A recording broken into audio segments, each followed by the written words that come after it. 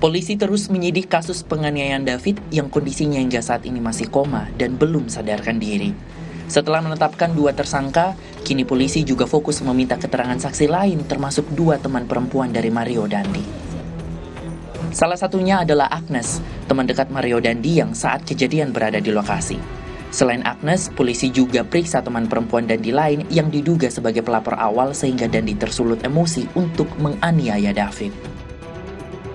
2 tersangka terkait kasus penganiayaan terhadap David sudah ditetapkan. Yang pertama adalah Mario Dandi.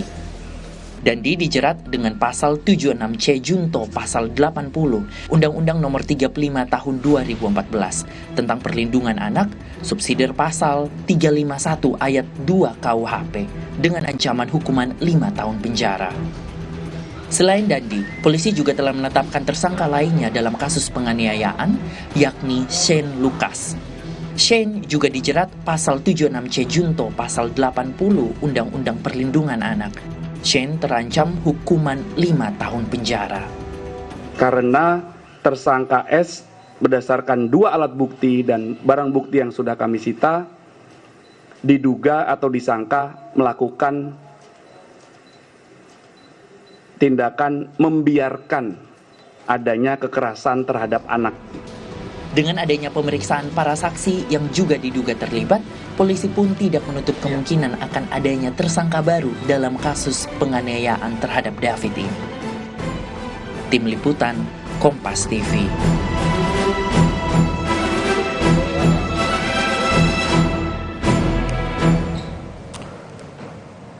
Selain menetapkan 2 tersangka, yaitu Dandi dan juga Shane, polisi juga tengah memeriksa saudara 2 teman perempuan dari Dandi yang salah satunya diduga sebagai pemberi informasi awal sehingga Dandi pun melakukan penganiayaan terhadap David, saudara.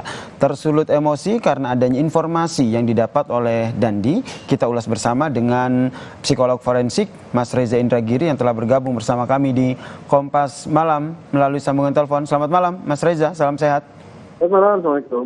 Mas Reza, Anda melihatnya seperti apa nih informasi yang didapatkan oleh Dandi dari teman perempuannya sehingga akhirnya membuat Dandi tersulut emosi sehingga melakukan penganiayaan?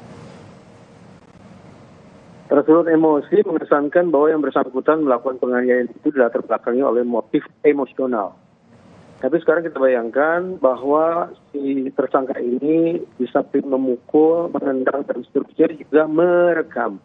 Jadi saya bayangkan bahwa si tersangka ini seolah-olah menjadikan tubuh korban itu sebagai sebuah trofi, sebagai sebuah bukti tanda petik prestasi yang dia capai dengan cara melakukan penyiksaan sedemikian rupa.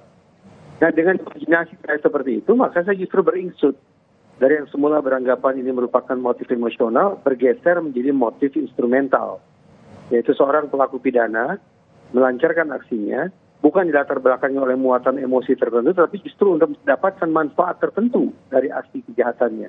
Itu yang saya simbolkan tadi sebagai menjadikan tubuh korban sebagai trofi, sebagai sebuah bukti penghargaan, pengakuan kehebatan dirinya. Tanda petik. Motif instrumental, apakah ini juga akan nantinya akan berpengaruh terhadap pasal yang nantinya akan disangkakan? Saya ragu. Kenapa? Karena sepemahaman saya lagi-lagi ketika bicara tentang pembuktian pidana tidak mengharuskan ada tidaknya motif. Sepanjang perilaku atau unsur-unsur di dalam pasal tersebut sudah terpenuhi, maka pasal akan berjalan. Berlanjut atau berhentinya proses hukum sama sekali tidak ditentukan oleh terungkap atau tidak terungkapnya motif. Baik itu motif emosional maupun motif instrumental. Baik, Mas Reza, kemudian kalau kita lihat dari keterangan yang disampaikan oleh polisi terkait dengan kasus ini memang masih terus diupdate begitu. Ada informasi awal yang didapatkan oleh Dandi dari salah satu teman perempuannya yang berujung pada penganiayaan terhadap David. Anda melihat ada relasi apa antara informasi yang disampaikan oleh teman perempuan dari Dandi ke Dandi sehingga akhirnya terjadi berujung pada penganiayaan? Seseorang yang merasa di atas angin memang kecil kemungkinan membayangkan tentang resiko atau konsekuensi dari perbuatannya. Apalagi seandainya di kepala yang bersangkutan berputar-putar motif instrumental yang tadi kita perbincangkan. Semakin pongat, semakin arogan, semakin tinggi hati, semakin over optimistis bahwa apa yang dilakukan adalah merupakan kehebatan yang akan terhindar atau bersih dari segala macam konsekuensi hukum apapun. Nah, saya khawatir itu yang terjadi pada si tersangka, bahwa dia terlalu yakin, kemudian bahwa apa informasi yang diterima itu adalah kebenaran, dan dia juga merasa punya keharusan untuk melakukan pengecekan ulang karena merasa di atas angin. Tambah lagi mungkin dia ingin mendapatkan trofi tertentu dari aksinya, kekaguman tertentu, pengakuan akan kehebatan dirinya, maka bisa kita bayangkan akan semakin langsung saja dia melancarkan sebuah tindakan tanpa dipikir terlebih dahulu. Orang normal, orang dewasa biasanya ditandai dengan ucapan think before do, berpikir sebelum bertindak. Tapi orang-orang yang merasa di atas angin seperti ini boleh jadi akan kebalikannya. Do before think, bekerja dulu, bertindak dulu, beraksi dulu sebelum berpikir. Impulsif sekali. Motivasinya apa kalau lihat dari alasan instrumental tadi? Apakah bahasa sederhananya Mas Reza, apakah Dandi ini ingin menunjukkan bahasa sederhananya show off begitu kepada teman perempuannya yang mengadu, atau Anda melihatnya seperti apa? Sepanjang pemberitaan yang bisa saya simak bahwa perempuan ini mengadu kepada tersangka. Jadi dia mengadu karena barangkali merasa dirinya sebagai korban. Tersangka yang notabene adalah laki-laki yang acap kali diidentikan sebagai jenis kelamin pelindung, pengaman, satria. Barangkali pada saat itu juga langsung muncul keinginan dia untuk mendapatkan pengakuan akan aksi kepahlawanan yang akan dia lakukan. Jadi tadi itu yang saya katakan. Ingin mendapatkan pengakuan ya dari teman perempuannya, begitu ya Mas Reza ya? Betul, ya seperti itulah. Menjadikan tubuh korban sebagai sebuah trofi yang akan dia peroleh, dan trofi itu akan dipersembahkan oleh si pasangannya akibat kemampuan dia melancarkan tindakan tanda petik heroik itu. Berarti tidak terlalu mendominasi ya alasan ataupun motif emosional karena kesal dengan Davidnya ya, lebih kepada ingin mendapatkan pengakuan dari teman perempuannya yang melapor.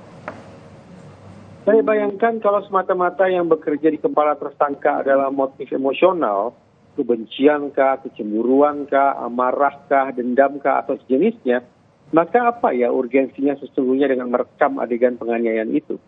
Adegan merekam adegan penganiayaan itu yang menjadi indikasi kuat barangkali sekali lagi ini motif instrumental yang tampaknya lebih dominan ketimbang motif emosional pada diri si tersangka. Kondisi ini saya katakan sangat memprihatinkan begitu. Kalau kita lihat videonya Mas Reza, ini korban sudah tersungkur, masih tetap dipukul, kemudian seperti tidak ada hal yang salah di situ, kemudian direkam. Apa yang dari segi psikolog forensik ini, apa yang menjadi catatan Anda? Apa yang harus menjadi perhatian kita bersama? Ada satu hasil studi yang perlu diantisipasi dengan baik ketika proses hukum berlangsung nanti. Dan maksud saya diantisipasi adalah jangan sampai kemudian argumentasi yang akan saya kemukakan ini menjadi hal yang bisa meringankan diri terdakwa. Bahwa berdasarkan hasil kajian, betapapun menurut Undang-Undang Perlindungan Anak, batas usia anak ada dari dalam kandungan sampai sebelum 18 tahun, jadi dengan kata lain 18 tahun dan seterusnya sudah dianggap dewasa. Namun riset menemukan bahwa kondisi otak yang dewasa itu betul-betul baru terbangun pada usia awal 20-an. Jadi selepas usia 18 tahun, tidak serta-merta seorang anak menjadi dewasa dengan kapasitas atau kemampuan otak yang juga seperti orang dewasa. Dengan kata lain, tidak terlalu kemungkinan orang yang sudah memasuki usia dewasa pun tetap kemampuan atau kapasitas otaknya adalah sama dengan anak-anak. Karena sekali lagi, perkembangan kondisi otak yang betul-betul dewasa itu baru berlangsung pada usia 20-an. 23, 24, 25, dan nah, hasil riset ini tentu saja bisa saja dimanfaatkan oleh siapapun, termasuk tersangka dalam kasus ini, untuk mendapatkan pemakluman dari majelis hakim. Bahwa seolah-olah tindakan penganiayaan yang dia lakukan itu adalah konsekuensi yang tak terhindarkan akibat adanya sebuah kondisi kodrati yang tidak bisa dia elakkan, yaitu kondisi otak yang dari sananya memang seolah-olah belum mencapai tingkat kedewasaan. Oke. Kemudian ada dua teman perempuan dari Mario Dandi yang hingga saat ini memang masih diperiksa. Disebut atau informasi yang beredar memang dari teman perempuan inilah yang akhirnya menjadi pemicu Mario Dandi melakukan penganiayaan. Apakah nanti mereka bisa punya peluang untuk ditetapkan sebagai tersangka karena ikut terlibat? Dalam psikologi forensik, seorang pelaku kejahatan bisa dipilah ke dalam 4 kelompok atau 4 klaster. Kelompok pertama adalah pelaku yang berkonfrontasi langsung dengan korbannya, melakukan serangan langsung, menendang, memukul, dan seterusnya. Pelaku kelompok kedua atau klaster kedua adalah tidak berkonfrontasi, namun dia yang membangun perencanaan, dia yang membangun narasi, dan seterusnya, dan seterusnya. Kelompok ketiga adalah pelaku yang tidak berkonfrontasi dan juga tidak membangun narasi atau perencanaan apapun, tapi menyediakan sarana dan prasarana, memilih lokasi, memilih waktu, dan seterusnya bagi aksi kejahatan itu.